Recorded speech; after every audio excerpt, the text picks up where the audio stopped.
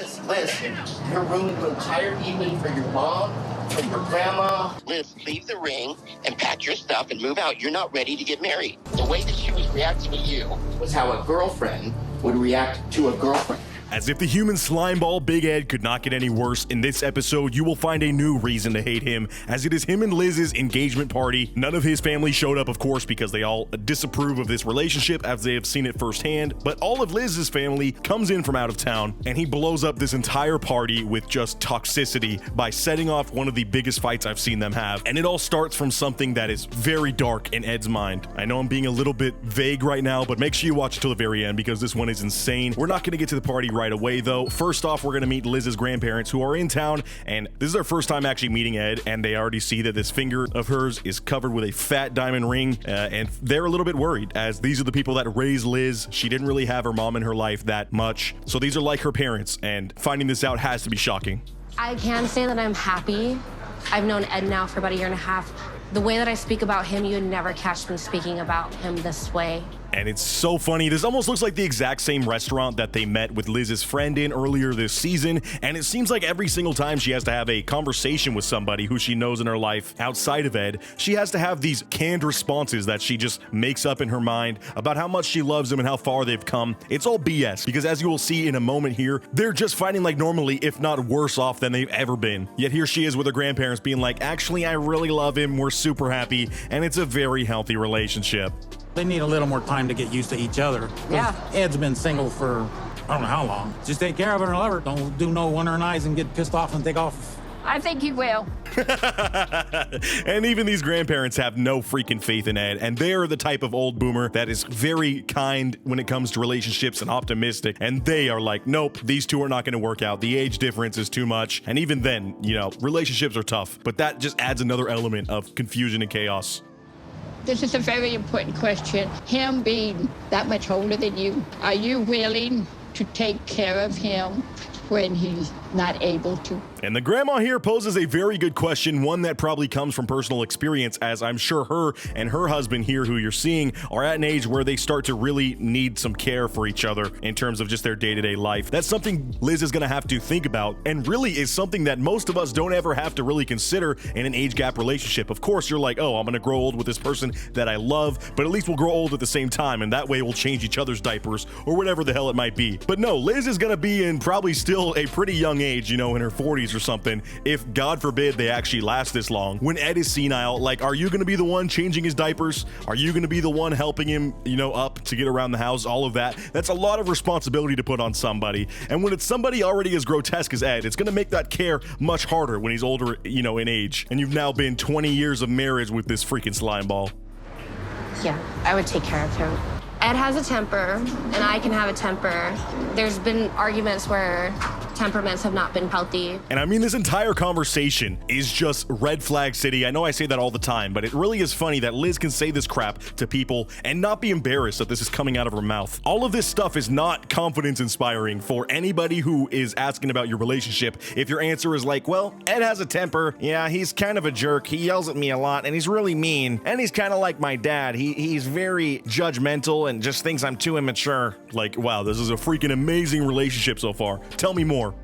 It still scares me that Ed will one day hurt me again. It scares me that one day he'll find a way to, like, ruin something good. And she's literally sat here with her grandparents. She's trying to win them over to the idea of them getting married, and she is in tears once again.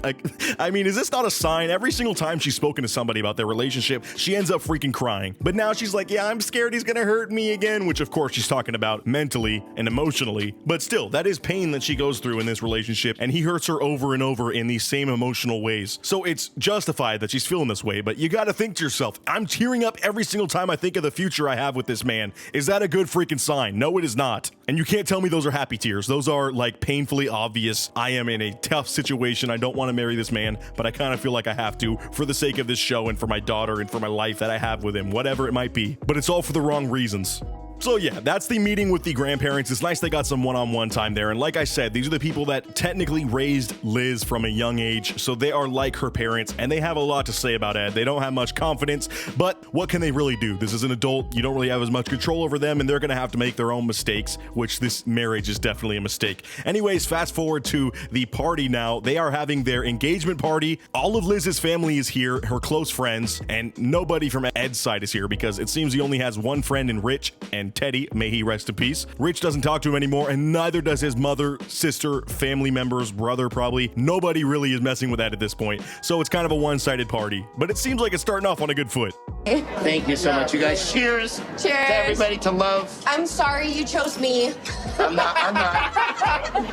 And just listen to the lack of self-confidence from Liz. I mean, it is truly heartbreaking, and I think it's something a lot of women in America or just in the world deal with is low self-esteem issues where I'm sure if she gives herself some time from this show and some distance away from Ed, she would be ashamed to see the levels of disgust that she has with herself in terms of her own self-image and self-worth. How could you honestly look at Ed and be like, I'm sorry you chose me? It's not like he had a big pool to be choosing from. You're the one that actually just finally succumbed to his annoyingness and allowed him to get in for a first date, and that was the trap, all right? He's like a Venus flytrap. It's not really a choice. It's more whatever unfortunate fly is within the vicinity that he can get his grasp on.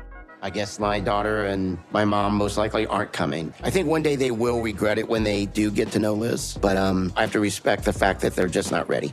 And Ed is talking like his family didn't get the chance to meet Liz. They know exactly how Liz is and exactly how you are. That's the problem they have, is this relationship is so BS and just crappy, built on the worst foundation. They want the best for you, and this marriage is not it. So I find it funny that Ed is still crying over here like, oh, maybe they'll come around one day. Like, obviously your family just does not like you and does not like your decisions you're making for the sake of clout and not for love. So maybe this big baby needs to just freaking get over it at this point. Like, they're obviously not going to come around. But anyways, now we get to the real meat and potatoes of this party. The show goes on. Seems like they're kind of getting a little bit turnt here. It comes up with this text that says, as the party was winding down, Liz and one of her guests got into a heated argument. Liz had the woman removed by security. So obviously someone said something to Liz that was not good. Things got a little bit heated and Ed oversaw it. Now let's see his reaction, which is totally off base and exposes a dark side of Ed that I think we need to talk about that is truly, truly just messed up and ignorant and shows that his character itself is just flawed. Obviously something happened, and that's like really up. We'll talk about it. I think there's something there that we need to talk about. No, there's nothing there. So Ed seems like really angry. If anything, you'd be kind of confused, like, hey, what's going on? Are you okay? Like wondering about his significant other. But no, his targets are actually set on Liz herself, and he claims that something went on that is sketchy, and that's why this friend left, and he needs to get to the bottom of it. So let's see what his hypothesis is. I'm sure it's just going to be genius because Ed is a smart guy. And I see a friend of Liz grab her by the arm. I know her. She's a lesbian, and this looks like an emotional fight. Okay, dude. Whoa, whoa, whoa. Run that back, please, Ed. What is your reasoning here? He says, okay, so this friend of Liz is right. She's a lesbian. That means she likes other ladies, and she touched Liz on the arm. It was kind of a heated argument, too. It seemed emotional, so they definitely have probably had a long history of being in love because obviously you can't be in love with somebody like that and not get in a relationship. Those aren't my words, obviously. That's Ed's point of view, but how ignorant is that? And this is just going to escalate here. But remember, I need to remind you that this entire fight started because Liz kicked somebody out, and during their altercation, this person kind of touched Liz on the arm, maybe to try to diffuse the situation, as that's something that friends do. Like, you can obviously touch your friend's arm and it doesn't mean anything, but Ed saw that, and his insecure rat brain was like, oh my god, she doesn't love me. She's never loved me. She loves women. This is one of her exes. They're gonna get back together. They're probably gonna get married. She has a neck. Oh my god, she has a way better neck than I do. I don't even have one. Like, dude, you need to chill the hell out, please. It's the way that people that have been intimate look at each other. I'm shocked. I'm like, what's going on here? And I want to figure out what's going on. And this point of view is so disgusting, so idiotic, so stupid that, again, it just fuels the fire of my true hatred for Ed. And it should fuel the same fire for you because this is such an ignorant, stupid viewpoint. It's like those ignorant, stupid people I grew up with in high school who would claim I would never be friends with somebody who's gay, bro, because they just imagine that, oh, if I'm friends with somebody who likes other men, oh, they automatically have to like me. Like, no, people also still have types, and people also still have boundaries, you know, grown adults do at least. Nobody's gonna be over here flirting with your fiance at their engagement party. And even if these two had history, so what? Obviously, it was something else that fueled this fight. You don't need to be blowing up the party right now with this energy, Ed. And it's such a stupid viewpoint. We got a relationship. Seriously? That's what it looked like. Seriously? Yeah, later. Oh, go yourself. No. So this is how things start off. Ed tries to hug her, which is very funny. It shows the levels of manipulation he has here. He has the physical hug so that everybody on the outside here looks like he's just consoling and loving on his fiance during their engagement party, all nice. But no, he has his mouth next to her ear whispering, "Are you in a relationship with her? Do you seriously love her more than me? Are my boobs not big enough for you? Is my neck not big enough?" But like, seriously, dude, it is just so manipulative. On the surface here, he is so friendly, and on the inside, he is truly mean and starts this fight for no reason. So rightfully, Liz storms off. Also, I gotta note, this has obviously been a party for them, so they are both not exactly in the clearest headspace, if you get my drift. Liz's ex-coworker grabbed her by the arm. I thought it was romantic because when Liz and I broke up, she had told me that I had hurt her so bad that she would want to be with a woman. And listen to that. Also, I get some like reminder of Rose here. Tell me if I'm off base, but I'm pretty sure he pulled this same stuff with Rose, whether it was on the show or not. I'm trying to remember at what point in their story this happened, but he accused her of also liking women, and for some reason that makes them not able to be attracted to him and still want to be with him. I don't know. Apparently in Ed's mind, bisexual people do not exist. Obviously they do. And yeah, this is just his deep-rooted insecurities. He thinks that just because Liz said in a fight once that she hated him so much that she wanted to go date a woman after, which is an amazing burn too, by the way. Great job at just targeting his insecurities there. But because of that comment, Ed is like, nope, any woman I see, especially if I know that they're lesbian themselves, if they even touch Liz on the arm, that means they're an item and they're a thing, and she's cheating on me. I hate her. It's done. He thinks that, like, I'm gonna sleep with... I can't even stay out past 11 p.m. without permission. Permission. The way she said that. Yeah, she's slurring her words a little bit here, but Liz is literally storming off barefoot away from this venue, just cursing out Ed. And all of this stuff is very deep-seated things. You can tell this comes to the surface because of the mindset that she's in, but it really must feel like she has a leash on her at all times, the way that Ed treats her and the way that he's so insecure that he has to know everything in her life. And now all of this is just coming to the surface. He's so insecure. He doesn't believe in himself, which is the most pathetic that I've ever known. Dude, and I don't know why, but the choice of having the cameraman locked off on a monopod here and just filming her running away barefoot across the street while rambling to herself, I know it's very sad, like circumstantially, but it's also hilarious because, I mean, Liz, I also don't feel that bad for you. You're the one that keeps choosing to continue having this relationship that is pretty much only for TV and hurting your mental state as well as your relationship with family and friends. So I really don't have much remorse for you, but I do get that this is very crappy, and I agree, this guy is a wuss.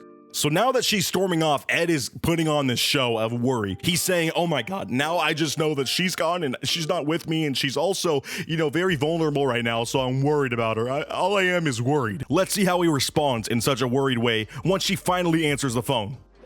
Liz, you're ruining the entire evening for your mom, for your grandma. You are out of control.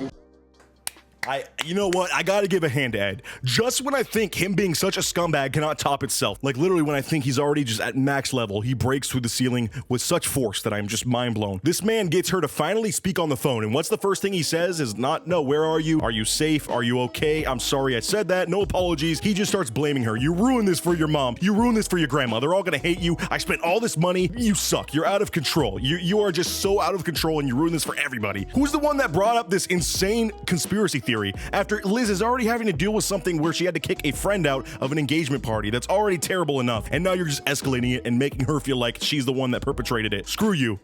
You know what? When it comes to Alex, when it comes to the photo shoot, praise her on her beauty. You tell me that I've gained weight? And now the weight comments and talking about the whole Alex situation with the photography stuff that we just covered. All of this is coming to the surface, and again, you could tell how much that's been weighing on Liz, because when you're in the mindset that she's in and the state that she's in, all of the stuff that you're talking about is stuff that is probably pretty deeply recessed in your brain that you are finally letting out to see the light of day. And you can see how much these comments have been tearing down Liz and her self-esteem, and it's why she's willing to put up with such a piece of crap like Ed. Oh my God, you were so right about her. Liz, leave the ring and pack your stuff and move out. You're not ready to get married.